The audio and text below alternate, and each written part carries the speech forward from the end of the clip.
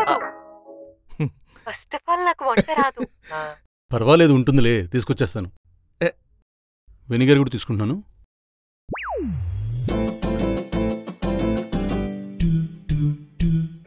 Hello సూర్య గారు, పెట్టి మళ్ళీ చేస్తాను. మా స్టోర్లో ఉన్న ప్రతి ఐటెం మీద 50% డిస్కౌంట్ అని ఎవరైనా చెప్పారా ఏంటి? చెప్పినా నేను నమ్మలేండి.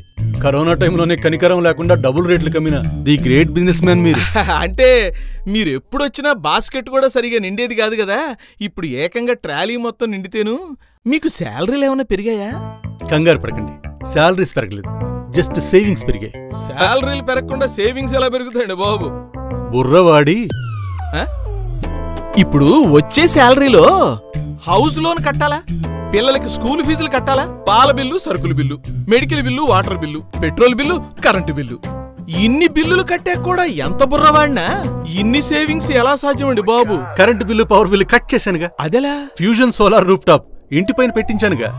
అలా అయితే పెట్టుబడి అదిరిపోద్దిగా. ఫ్యూజన్ సోలార్ రూఫ్ టాప్ పెట్టించుకుంటే బ్యాంకు వారు అతి తక్కువ వడ్డీకి రుణాలు ఇస్తున్నారుగా.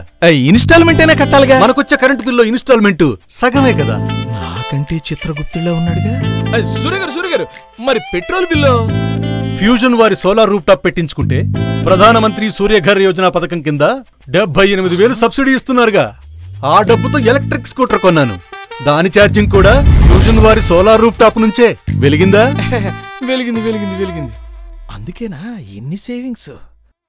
పైగా ఎలక్ట్రిక్ బైక్ కూడా ఫ్రీగా కొట్టించాడు.